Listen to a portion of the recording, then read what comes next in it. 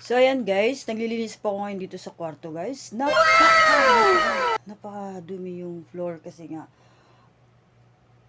wala pa kasing nag-day off sa amin. So, ngayon, dahil ako muna ang nag-day off, so, ayan, inumpisahan ko na po siya. So, naglilinis na po ako ngayon. Hindi pala, naglinis na po ako ngayon.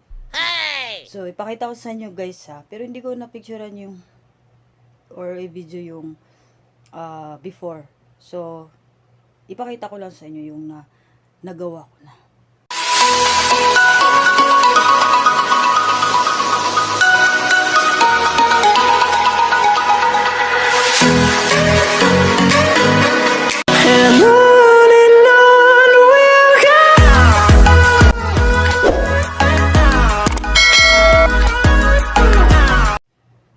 So, dahil day off ko ngayon guys, kasi patapos na po, mag-i-start na po bukas. So, ayan nga, 8 hours ulit yung trabaho. So, ayan, busy.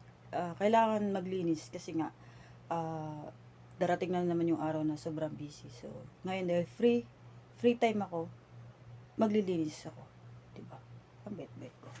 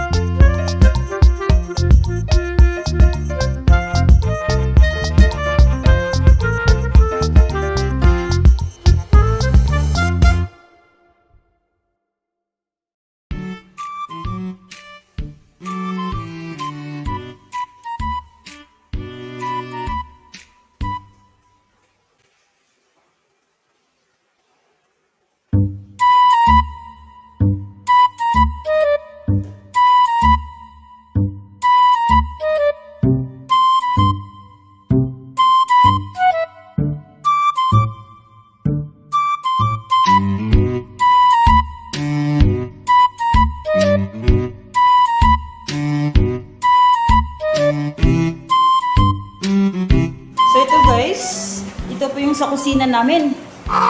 Yan, daming ipis.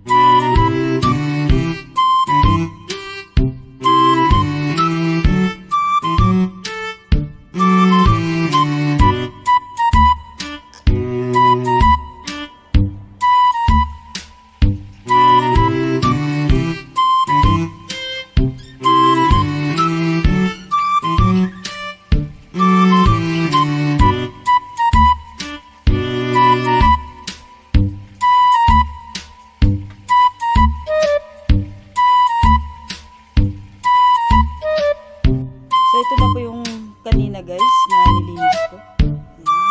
Sobrang kita. Sobrang linis po. Sarap sa pakaramdam kapag malinis. Bukas trabaho na naman. Kaya todo-todo ako. Diba? Mali.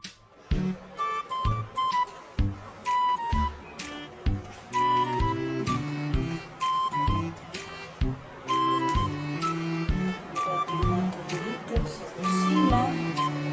So, ayan na.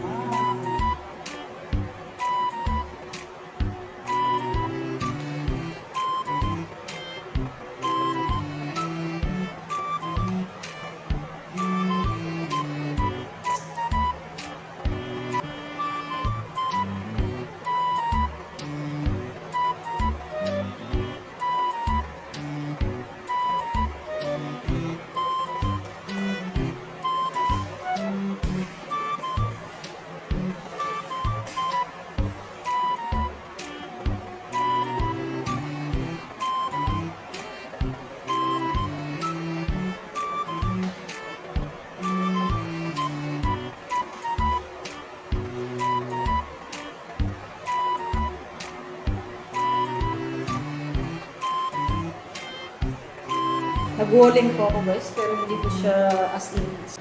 Kasi nga, dito kumakain yung mga ibang lahi guys. Dito. Minsan kami din. So ayan lang guys, tapos na ako sa paglilinis. So, konti lang naman, hindi naman siya masyadong marami. So, ayan lang, may mga part kasi na hindi natin pwede pakailaman. Kasi may mga mamay-ari din. So, ayoko yung sasabihan nila na bakit pinakailangan ng gamit nila sa kasi dati may nangyari ng ganyan na away-away sila. So, ayun lang. So, ang nilinis ko lang po is yung sink. Yan, ito po pinaka-importante. Tsaka dito sa dito, sa table na to. Tsaka itong natin, dito natin. Ayan, may-ari niyan. So, hindi ko pwede pakailaman kasi nga mga ibang lahi po ang may-ari. So, dito naman is mga ibang lahi din po ang may-ari dito. So, yung mga gamit namin is nasa loob lang ng ngayon guys is yung kanina na pinakita ko kanina guys na sobrang daming ipis kanina. So, ngayon guys, sobrang linis na po siya ngayon. Wala ka na masyadong makita mga ipis. Ayan, napakalinis na po siya. So, hindi na sila kanina. Sana hindi na sila babalik. Kasi nga, next year po ulit ako maglinis. Sorry guys. So, ayan guys, patay lahat ng ipis guys. Dahil sa Clorox. Sana nga hindi na sila babalik. Kasi nga, next year po ulit ako maglinis. Wala na maglinis dito. Bye!